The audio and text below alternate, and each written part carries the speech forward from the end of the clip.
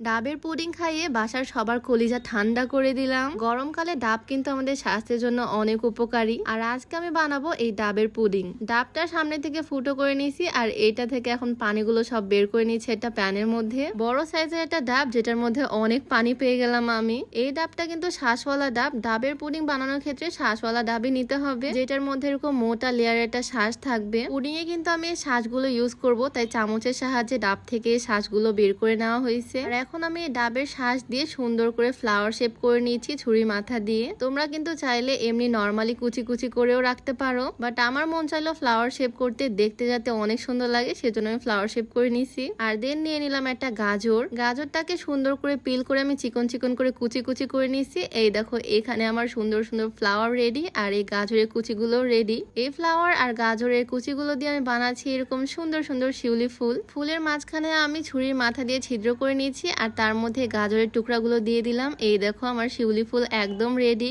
সবগুলো ফুল বানানো শেষে দেখো কি পরিমাণে সুন্দর লাগতেছে দেখতে। যখন পুডিং এর মধ্যে দিব তখন আরো সুন্দর লাগবে। তো ফুলগুলো আমি এক সাইডে রেখে দিলাম আর চুলার উপরে বসিয়ে দিলাম ডাবের পানি। ডাবের পানিটাকে আমি সামান্য ছেঁকে নিয়েছি আর তার মধ্যে আমি দিয়েছি সামান্য পরিমাণে চিনি। ডাবের পানি বেশি মিষ্টি হলে চিনি ইউজ করারও দরকার নাই, ইচ্ছা মতো চিনিটা চাইলে ইউজ করতে পারো মিষ্টির পরিমাণ অনুযায়ী। ভালোভাবে একবার বলক চলে আসলো আর তারপর আমি দিয়েছি আগার আগার পাউডার, যেটা জেলি মেক করতে সাহায্য করবে। এটা যে কোনো সুপার শপেই তোমরা পেয়ে যাবে ইজিলি। এই আগার আগার পাউডারটা আমি ডাবের পানির মধ্যে দিয়ে দিলাম সামান্য পরিমাণে, আর তারপর এটাকে আমি পানির সাথে ভালোভাবে মিক্স করে নিব। জেলিগুলো কিন্তু এরকম দলা পেকে থাকবে, আমি চামচের সাহায্যে ভালোভাবে মিক্স করে নিচ্ছি। আর পুরো প্রসেসটাই কিন্তু করতে হবে একদমই লো হিটে। ভালোভাবে মিক্স করে আমি চুলাটা অফ করে দিলাম আর এইটা এখন ঢেলে দিচ্ছি একটা বাটির মধ্যে। যে বাটির মধ্যে বা পাত্রের মধ্যে পুডিং বানাবা সেটার মধ্যে ঢেলে দিতে হবে। আর এটার মধ্যে এখন দিয়েছি আমি বানিয়ে রাখা শিউলি ফুলগুলো। ইচ্ছা মতো সাজিয়ে বাটির মধ্যে আমি ফুলগুলো অ্যাড করে দিলাম। আমার কাজ ডান,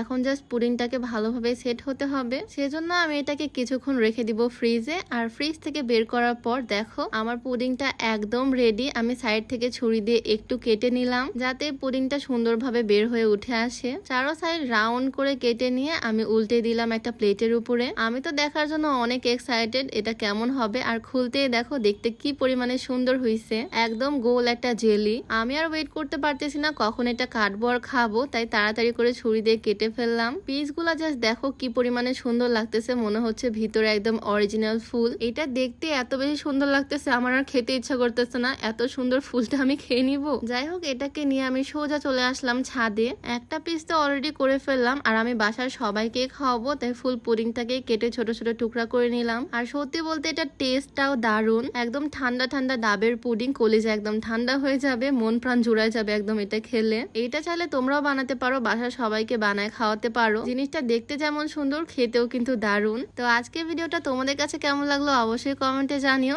সবাই ভালো থাকো, দেখা হচ্ছে নেক্সট ভিডিওতে। আল্লাহ হাফিজ।